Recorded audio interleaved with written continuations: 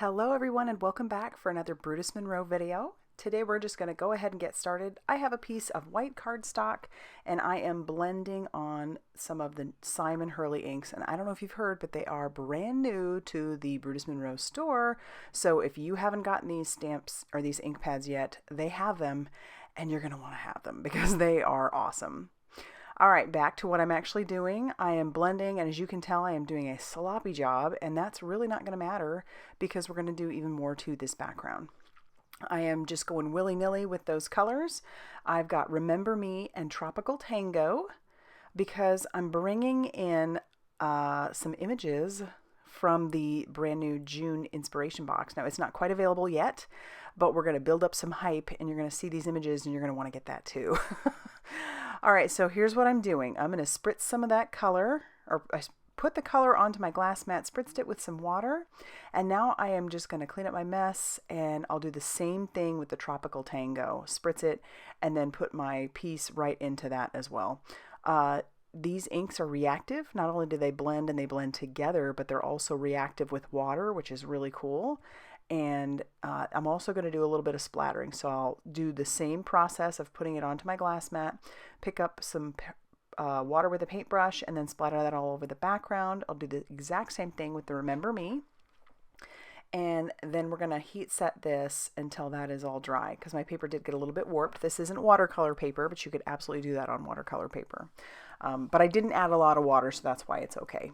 You wouldn't want to go too crazy. But see, here we're just heat setting that. And then I'm going to show you my next process. I've got some Mermaid tail embossing powder, and this stuff is beautiful. Absolutely beautiful. And I'm going to test out on my background since I did use water. I just want to cover that background with a little bit of that embossing powder, and you'll see that it does stick to some places. So I'm going to have to either heat it, which in my case I decided not to heat it. I just use a magic powder bag and just make sure that I have that all doused all over the background. I'm going to pull in the butterfly heart stencil. I think this stencil is so pretty, and you can make this, I can imagine making a big 6x6 card for somebody with these butterflies the way they are, but I also like doing it this way because it makes it look like they're kind of swooping in from one side. So we'll take our embossing ink and a mini ink blending tool, and I'm just going to pounce that ink right into the butterflies. I've done this before. You've seen me do this before, and it's actually one of my very favorite techniques to do with a stencil is to put embossing powder through that. So we're going to, like I said, we covered that with the embossing ink, and then now we're going to cover that with our mermaid tail embossing powder. And wait till I heat set this. Oof, it is gorgeous. All right, so we'll heat set it, wait till that is smooth and melted, and you can hold it up in the light and you'll be able to tell that it's melted because it'll go from a matte finish to shiny. And then I'll hold this up for you to show you just how pretty it is. And it even shows some of that background behind it, just kind of, because it's a little bit transparent, not totally, but just a little bit. We'll move on to coloring. So check out this image. Is this not adorable? So this is one of the images on the stamp set that will come in the June inspiration kit. I will have linked down below how you can subscribe to the kits, and I'm telling you, there just hasn't been a bad one. They're awesome, and they're always so filled with so many great things that it's just worth the price, I'm telling you. All right, so I've come in with some E25, and then I brought in some E37, and now we're coming in with a little bit more E25 to blend that out, and her hair is going to be in E5 or 49. So we're going with dark hair. And I have seen the inspiration team do some incredible things with the images that come in this stamp set. You will definitely be in for a treat this week if you keep an eye out on the Facebook page and Instagram. You're going to see all kinds of gorgeous things done with the different images in this set. And you, like I said, you'll be in for a treat. All right, so I'm going to finish coloring her tail. We're going fairly simple. I've brought in a V17, and then we're going to come in with V09 just for a little bit of shadowing and shading. And I don't, as I've said before, usually have too much rhyme or reason as to where I put my shadowing and shading. I just put it where I think it might look good. And then I'll color her little top with V04 in her earrings, and I will come back in and color her hair tie with that as well. But I'm bringing in a white gel pen, just doing a few little dots on her tail And then I'll put some little lines on her hair because if she's in the water, her hair would be wet, right? And it would have some little shiny spots to it. And I'll put a few on her cheeks as well. And then I'm going to go ahead and fussy cut her out. Now, as you noticed, I fussy cut all around, but I wanted that inside cut out as well. So I'll show you what I do. I kind of cut a chunk out of that, and then I'm going to come in from the bottom. And if I come in from the bottom and just move the image around the scissors, it makes it so much easier to get the cut that you need. And then I'll even do it on that other portion as well.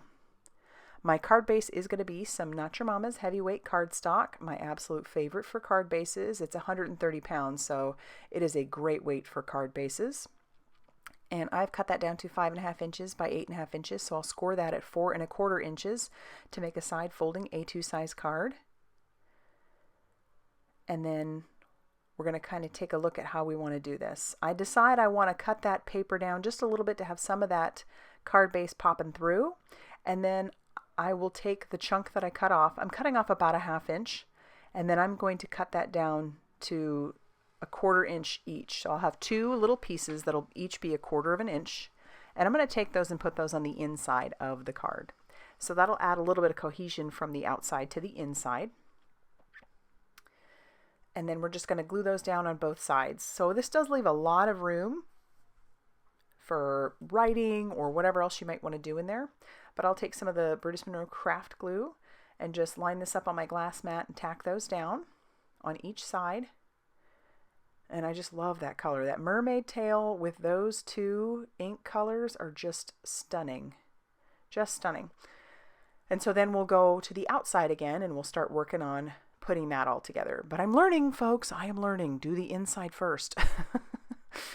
All right. So I'll use my bone folder again just to make sure that I have that down pretty well. And then I'll cover the back with some more of that craft glue. And I'm going to push that all the way to the far right hand side of the card. So I'll have a nice white border on the left hand side. And I did go ahead and already cut down my sentiment. So it says, "I can't wait to see you soon." And I think that's adorable. We're going to use some of the Brutus Monroe foam tape on the back of our image and our sentiment. So I'll trim that down and go ahead and put a bunch of little pieces all over the back of her. I'll peel off the release paper on the sentiment, line that up on my glass mat, and then we'll push that down. And then we'll peel off all the release paper on the back of our mermaid, and we'll adhere her as well. And then here's where I'll flip it over and trim off all the excess that I have. But I'm going to do that with my guillotine trimmer just to make sure that I have a straight line, because I don't always cut straight. All right, I have some purple Prism sequins, and I'm just going to splatter those all over and basically have them in my hands, and I'm just kind of dumping them on there. And then I'll take that craft glue along with my jewel picker, and I will tack those down as well. And then that's going to finish off our card for today. So as I said, you're in for a treat this week, checking out all the different cards and stuff that everybody made using these images. If you liked this video, please hit the like button and subscribe if you haven't already done so. And then I will see you very soon in the next video. Bye, everybody.